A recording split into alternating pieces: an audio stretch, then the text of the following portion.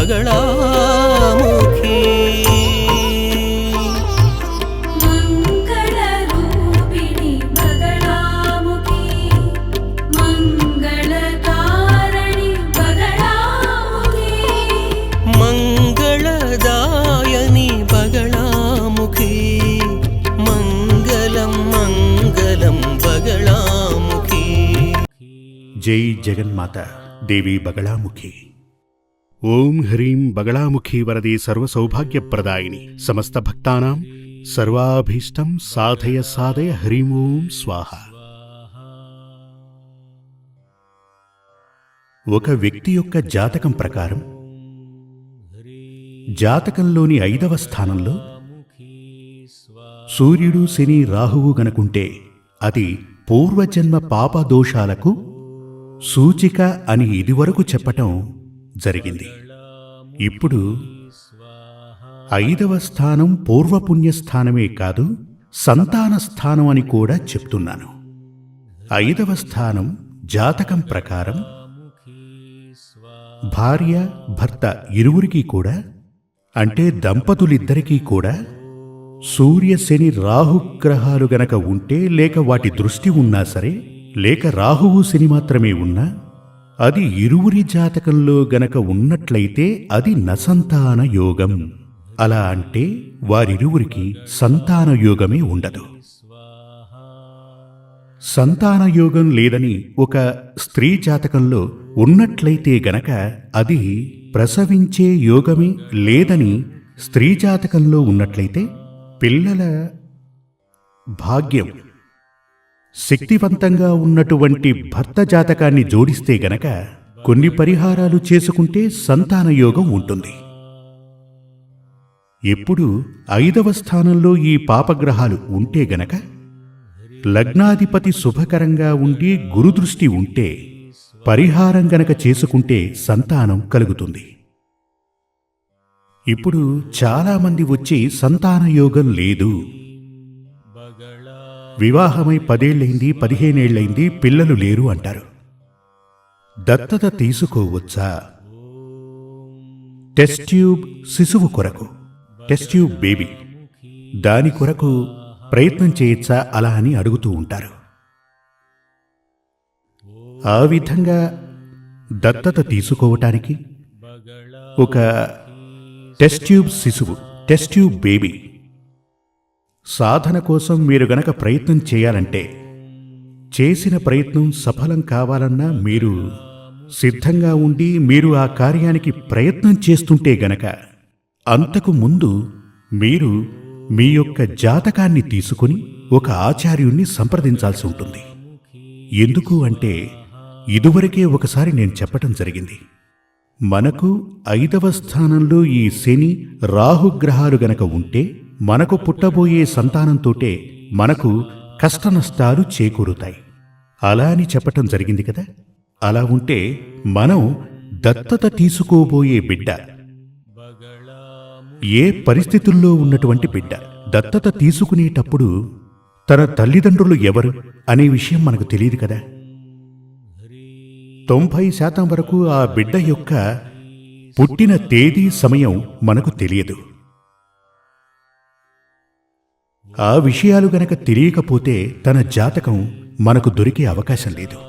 అలా ఉన్నప్పుడు మీకు ఆ బిడ్డకి జీవితం సంతోషంగా సుఖంగా ఉంటుందా లేదా అనే విషయం ఎలా తెలుస్తుంది?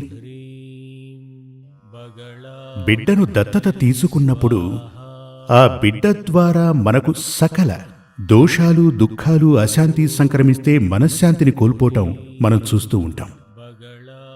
కొందరికైతే ఆ శిశువు యమగండమై తీరుతుంది. ఇప్పుడు పిల్లలు లేరే అనే ఓ దుఃఖాన్ని తొలగించుకోవటం మానేసి ఆ దుఃఖం నుంచి తప్పించుకోవడానికి ఓ బిడ్డని దత్తత తీసుకుంటారు. ఆ బిడ్డ ద్వారా కష్ట నష్టాలు. ఇది అవసరమా మనకు? నీకు పిల్లలు పుట్టే అవకాశం లేదు, నీకు సంతాన యోగం లేదు అనే విషయాన్ని ఈశ్వరుడు చెప్పాడు. భగవంతుడు ఆ తీర్పు ఇవ్వటం జరిగింది. దానిని మరిచిపోయి ఓ బిడ్డని దత్తత తీసుకొని పెంచి పెద్ద చేయాలని మీరు గనక అనుకుంటే ఇదివరకే చెప్పినట్టుగా మనం దేనినైతే గట్టిగా నమ్మామో అది మంచిదా లేక చెడ్డదా, దానివల్ల మనకు మంచి జరుగుతుందా చెడు జరుగుతుందా, ఇవన్నీ తెలుసుకున్న తరువాతే మీ ప్రయత్నాన్ని కొనసాగించాలి. లేదంటే మనశ్శాంతిని కోల్పోతారు. ధన నష్టం, ప్రాణహాని, ఒక్కోసారి జైలు పాలవటం ఇవన్నీ కూడా వచ్చి చేరుతాయి. అలా ఉన్నటువంటి చాలామంది వచ్చి మొదట పిల్లలు లేరు అనే దుఃఖంతో వచ్చి తరువాత వారు ఎంచుకున్న మార్గంలోనే నడిచి దత్తత తీసుకుని ఆ బిడ్డ ద్వారా సకల దోషాలు సంక్రమించి బాధలు అనుభవించిన వారు తెలుసు కాబట్టి మీకు చెప్తున్నాను. అందుచేత పిల్లలు దాదాపుగా 90% పుట్టే అవకాశం ఉందా లేదా చూడండి. అందుకుగాను ఒక మంచి ఆచార్యుని వద్దకు భార్య భర్త తమ జాతకంతోటి మంచి ఆచార్యుణ్ణి కలవటం మంచిది. జాతకంలో మీ గ్రహాల సంచారాన్ని బాగా పఠించి 5వ స్థానంలో ఏ కారణం చేత పిల్లలు లేరు అనేది తెలుసుకోవడం కోసం అష్టమంగళ ప్రశ్నను వేసి చూడాల్సి ఉంటుంది. అలా అష్టమంగళ ప్రశ్నను వేసి చూస్తే గనక అది మీకు సంతానయోగం లేకపోవటానికి కారణం ఏమిటి, జాతకం చూస్తే సంతానయోగం ఉందా లేదా తెలుస్తుంది. లేకపోవటానికి కారణం ఏంటో తెలుసుకోవటానికి ఈ ప్రశ్న చూడాలి.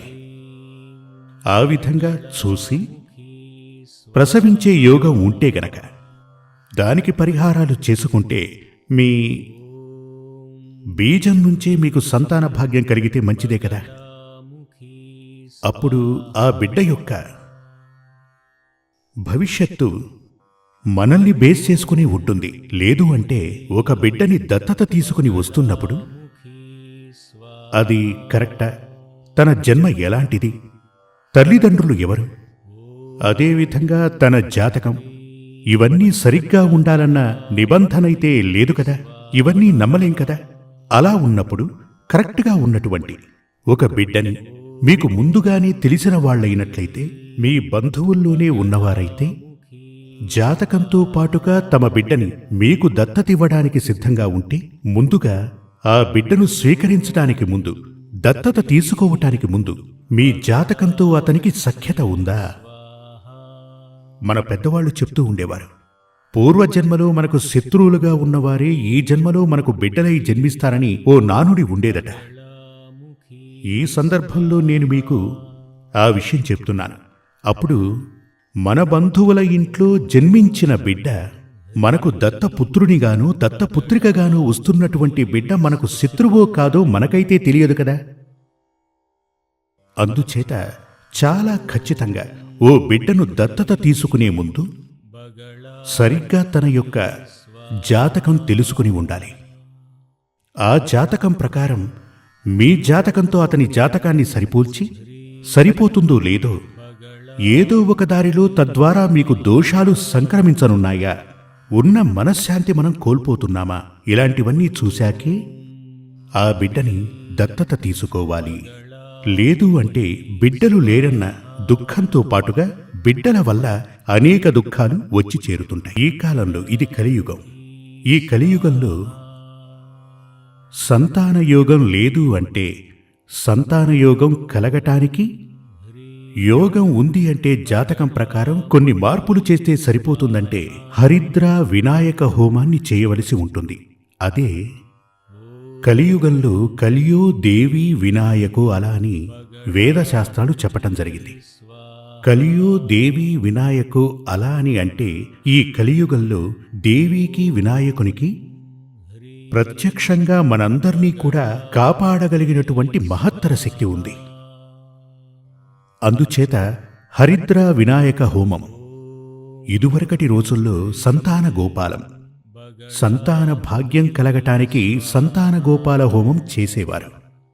ఇప్పుడు దానికన్నా మహత్తర శక్తివంతమైనది, శీఘ్ర ఫలాన్ని ప్రసాదించేది హరిద్ర వినాయక హోమం.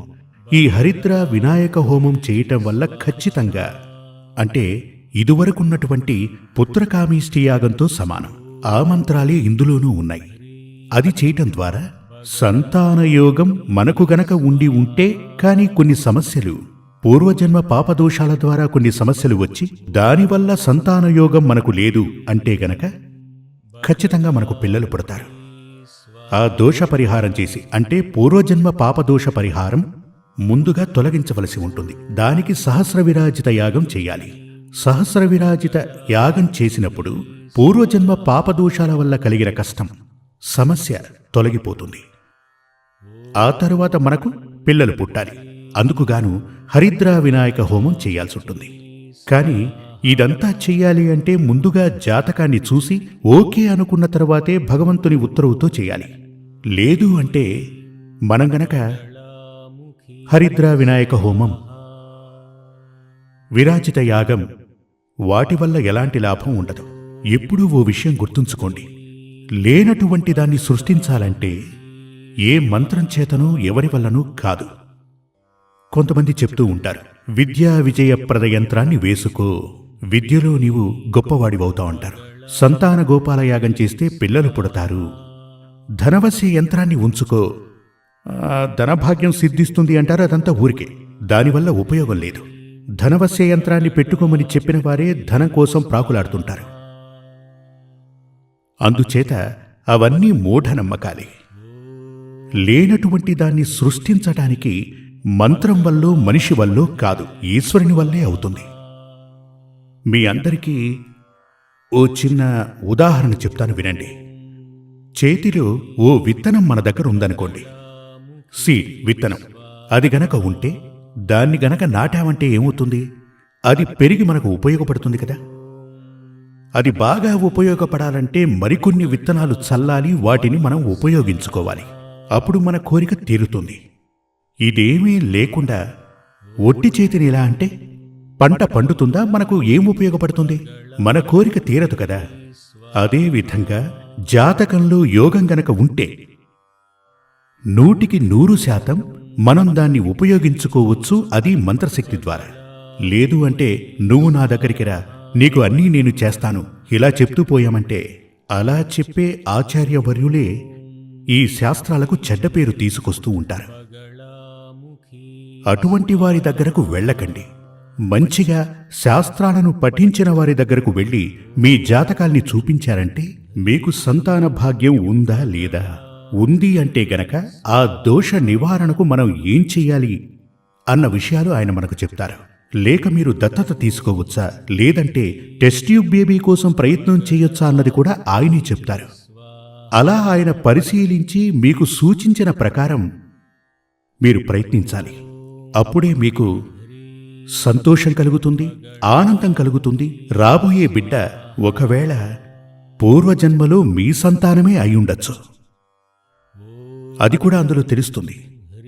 ఒక్కోసారి మీరు దత్తత తీసుకున్న బిడ్డ గత జన్మలో కూడా మీ సంతానమే అయ్యుండొచ్చు.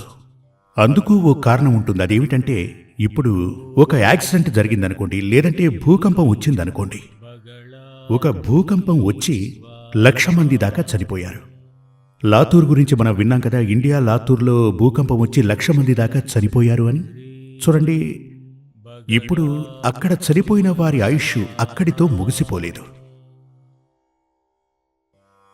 ఒక పడవ మునిగిపోయి 50 మంది చనిపోయారు. అందరి జాతకం ప్రకారం పడవ మునిగిపోయి చనిపోవాలని ఉండదు. అందులో ఓ 10 మంది జాతకం ప్రకారమే అలా జరిగుంటుంది.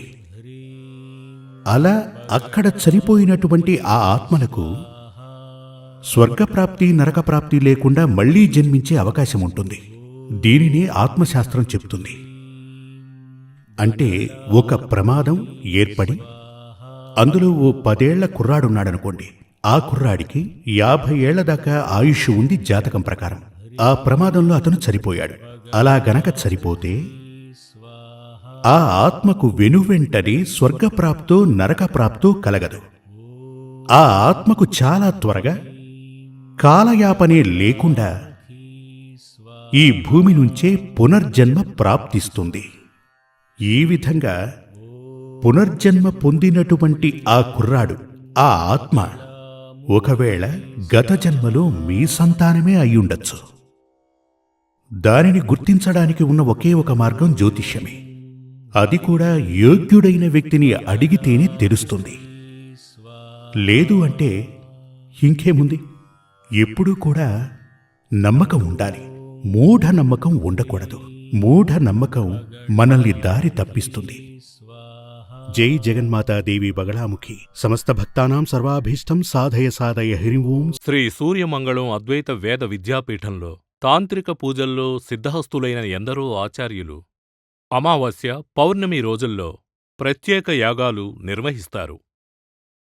ఈ యాగాల్లో పాల్గొనడం ద్వారా తల్లి శ్రీ బగళాముఖీదేవి అనుగ్రహం వల్ల సర్వదోషాలూ పోయి సకల సౌభాగ్యాలు మనకు కలుగుతాయి. శ్రీ సూర్యమంగళం అద్వైత వేద విద్యాపీఠం జ్యోతిష్యం, ప్రశ్నలు, వాస్తు, తాంత్రిక పూజలు మరియు వేదయాగాలు నిర్వహిస్తారు. సంప్రదించవలసిన నంబర్ 7305442299 7305442299. చెన్నై, కోయంబత్తూర్, బెంగళూరు, హైదరాబాద్, విజయవాడ, ఢిల్లీ, ముంబై, తిరునల్వేలి, టెక్సాస్.